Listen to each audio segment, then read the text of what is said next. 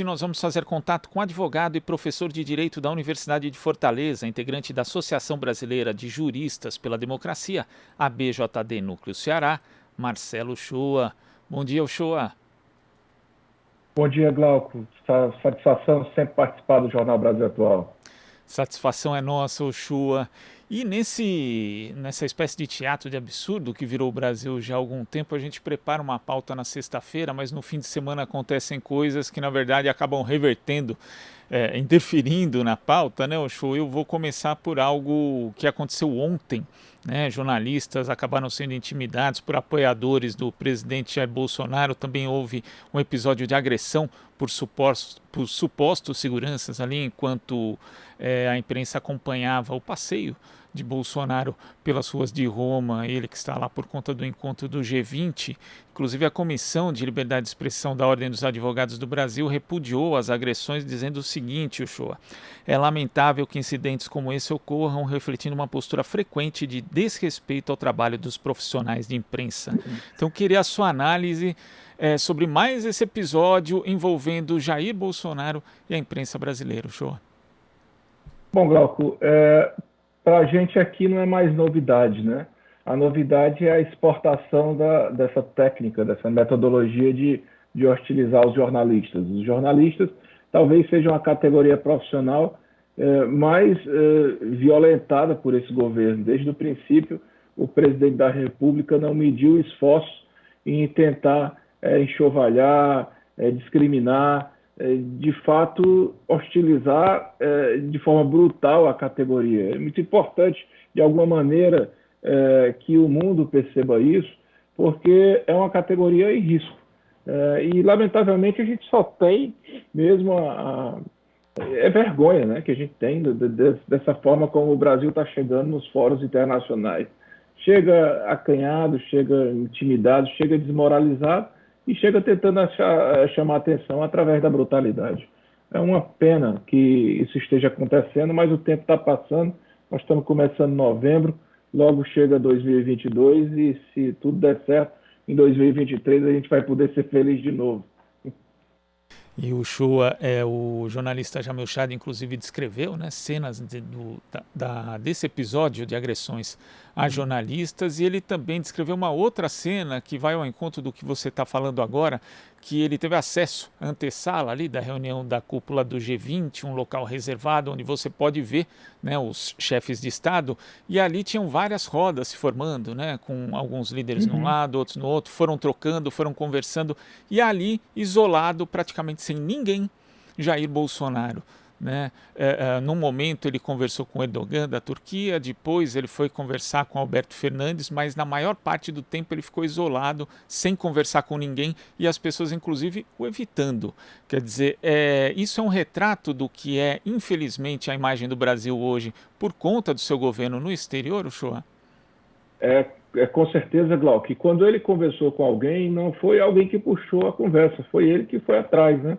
Na verdade, aquele vídeo é ampliado, quando ele aparece todo, eu assisti também, ele passa mais tempo conversando com o garçom, que teve que conversar com ele, porque afinal de contas estava ali trabalhando. E mesmo assim foi escutando uma piada sobre a Copa de 70, uma baboseira, bem típico do presidente do Brasil. O presidente do Brasil, que enchia a boca no começo do governo para dizer que o Brasil era melhor ser pária, né, do que estar mal acompanhado, pronto, virou um pária e ninguém quer participar dessa foto ao lado do presidente do Brasil. Você vê que ele mesmo se mancou e não foi a foto lá na Fontana de Trevi, porque ninguém queria estar ali junto dele. Quem é que queria ficar do lado do presidente do Brasil? Ficar do lado do presidente do Brasil, Glauco, é ficar ao lado de 607 mil mortos. Essa é que é a realidade, né? E aí nós estamos realmente passando vergonha. Que você chega agora na Escócia, uma cúpula de clima, e o presidente do Brasil vai chegar falando o quê? Vai chegar falando o quê de meio ambiente? É um governo que está acabando com a Amazônia, é um governo que está patrocinando as madeireiras, os garimpeiros ilegais, que está sendo acusado de exterminar os indígenas. Complicado, né? Inclusive tem o trecho aqui que você descreve o Shoa na matéria do Jamil Chad, né? Diz o seguinte: um dos garçons puxou conversa, todo mundo italiano aí, sem graça, o senhor que Nem servia entendeu. apenas fez um gesto positivo com a cabeça. Bolsonaro não desistia e falou de suas origens italianas, mas não conseguia atrair a atenção dos garçons. Começou então a fazer uma piada com a final entre Brasil e Itália na Copa de 70. Ninguém entendeu. Claro, aqui a gente deixa registrado, inclusive, nossa solidariedade aos garçons que tiveram que fazer esse tipo de interlocução ali na cúpula do G20. Agora, o Shoa, na semana passada nós tivemos também o julgamento por parte do TSE da chapa Bolsonaro-Mourão. E por 7 votos a 0, os ministros afirmaram que não foram apresentadas provas suficientes sobre disparo em massa nas eleições.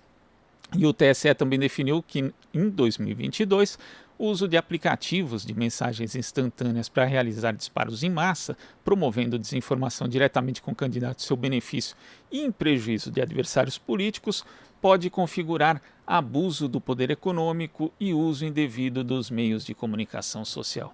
Como é que você viu essa decisão, Shoa?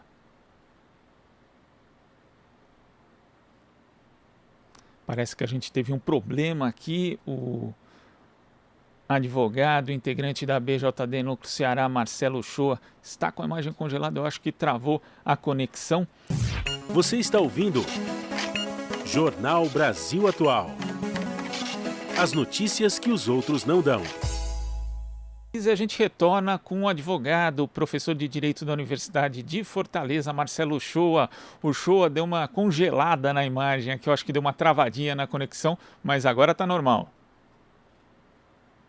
Perfeito, Glauco. Eu acho que eu fui boicotado aqui pelo Skype, meu amigo. Acho que a gente estava falando um tema tão complicado.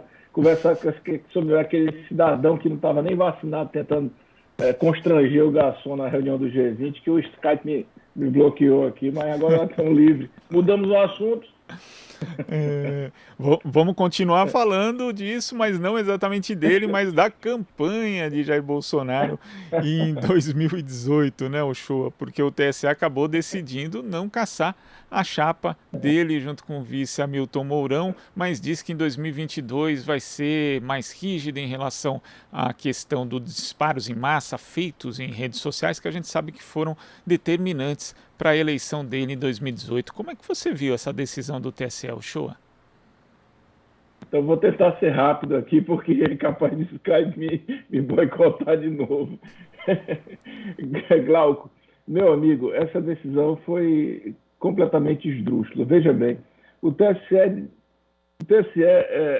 tomou a seguinte decisão.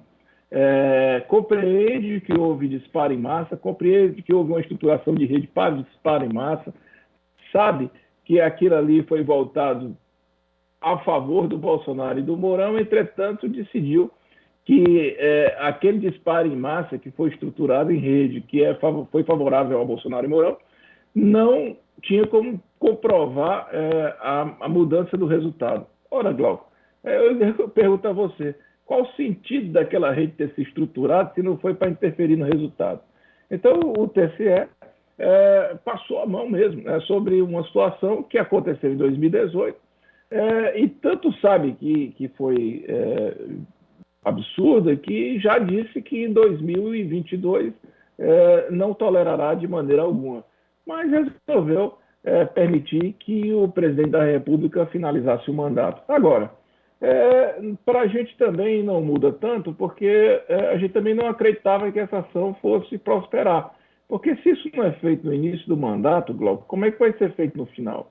Na verdade, nós estamos aí já entrando no último ano de um governo que está sendo desidratado, que está cambaleando, que está já se desgastando ao máximo com outras formas de terminar, inclusive antes do tempo inicialmente previsto, que não precisa necessariamente ser através da cassação da chapa. Então, depois do relatório da CPI, eu acho, por exemplo, que o caminho para o impeachment, o caminho mesmo para a criminalização desse presidente do STF, há outras portas, há outras possibilidades, que não necessariamente a cassação. Tanto foi absurdo a decisão do TSE que ela foi unânime, né? Quer dizer, uma demonstração de que, de fato, houve um julgamento político ali, e que o objetivo foi passar adiante e não retomar uma ação que seria de ruptura, que deveria ter sido feita no princípio. Imagina aí se o TSE demora 3 anos para julgar uma chapa do presidente da República, imagina quanto tempo o TSE não demora para julgar de prefeitos, de deputados, as coisas que acontecem com outros cargos eletivos. E esse é um ponto importante, Uchoa, porque isso, foram mais de 3 anos de demora para realizar esse julgamento, né? Agora, 5 dos 7 ministros disseram ter havido indícios de que houve ilícito na propagação de notícias falsas e ainda assim não houve ali a condenação da chapa, né? A cassação da chapa. Rui Barbosa dizia que justiça que tarda não é justiça, mas nesse caso, pelos elementos disponíveis, nem a justiça acabou sendo feita. Perfeito, né? Perfeito, Glauco, é isso, né? Justiça que tarda é injustiça.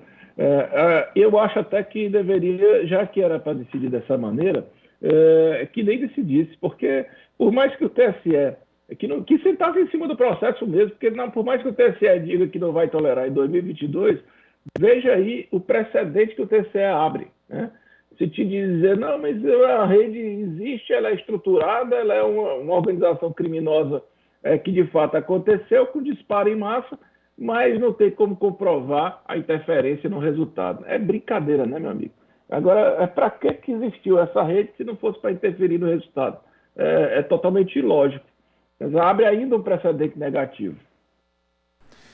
E ainda dentro dessa seara, né, do que acontece na política brasileira, Uchoa, líderes do Centrão agora estariam se movimentando para uma operação de blindagem em favor de Jair Bolsonaro no pós-2022. Parece que eles não estão acreditando muito na reeleição do presidente, porque querem criar o cargo de senador vitalício ocupado por ex-presidentes. Assim, dariam imunidade parlamentar para Jair Bolsonaro e também prerrogativa de foro. Como é que você vê essa movimentação, Uchoa?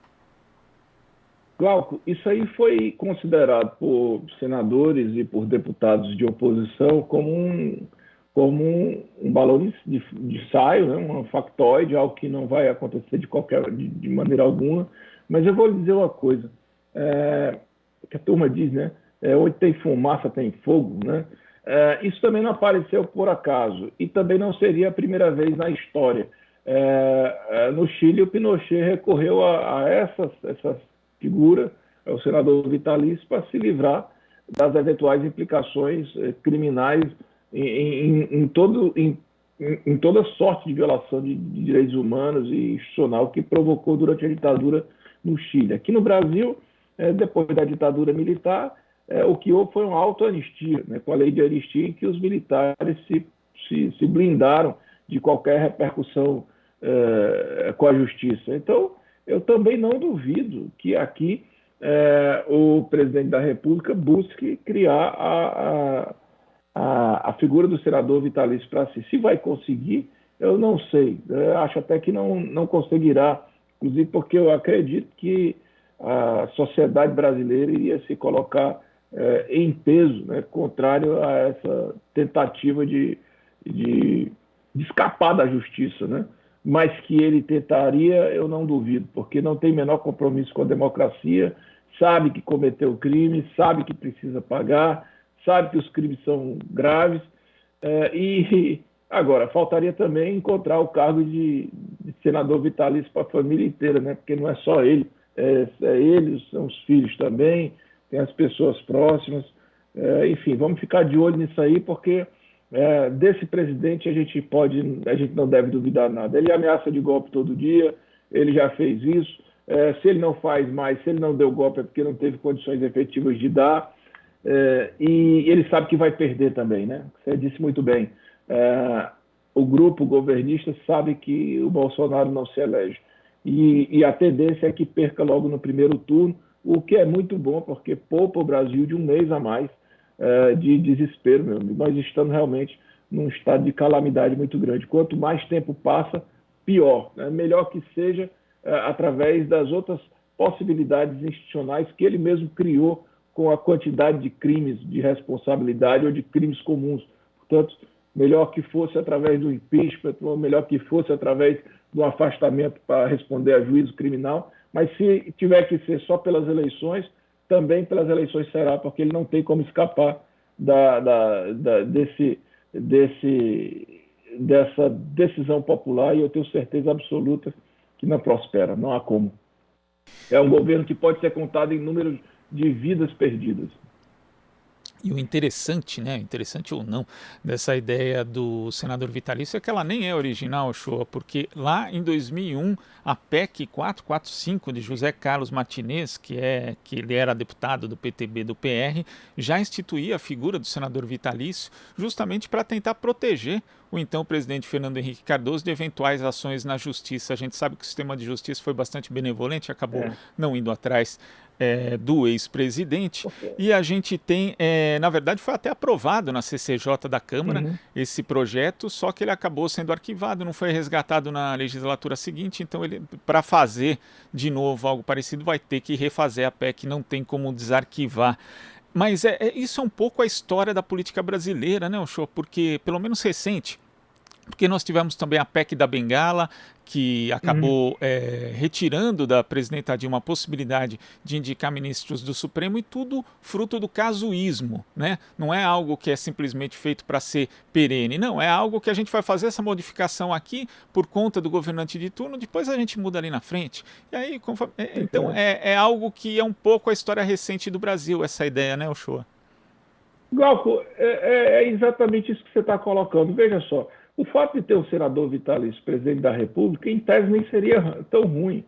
Isso pode ser, né? Existem alguns sistemas democráticos, quando de fato a presidência da República é uma instituição e que você entende que de tal maneira aquela pessoa conheceu os segredos do Estado e que de tal maneira adquiriu uma experiência capaz de poder contribuir permanentemente com a estrutura política, com a estrutura institucional, que você estabelece a função vitalícia nem tanto para votar, mas como incorporar a um grande conselhão, mas não dessa maneira, né? Uma maneira sorrateira, uma maneira casuística, uma maneira para blindar o sujeito de crimes os quais ele precisa responder. É a distorção dessa ideia, né, de colocar alguém que engrandece a política. Na verdade, ele está aí para diminuir. Então, isso é muito feio, né? Você citou o governo do Fernando Henrique Cardoso, é isso, né? Olha, é aquela PEC que aumentou o mandato do Sarney de 4 para 5 anos, é a mesma PEC que depois criou a reeleição. Quer dizer, essas coisas casuísticas que não ajuda, que só piora, entendeu? O Brasil tem que parar com essa história de puxadinho. Ou a gente refunda esse Estado, estabelece um sistema que funcione, que seja permanente, ou a gente vai ficar sofrendo esses problemas institucionais. Muito bem lembrado por você, que tentou isso na época do Fernando Henrique Cardoso, horrível, né? E agora pior ainda. A única diferença do tempo do Fernando Henrique Cardoso para cá é que hoje seria muito pior. Sem dúvida. Uchoa, queria agradecer demais a sua participação aqui no Jornal Brasil Atual e até a próxima.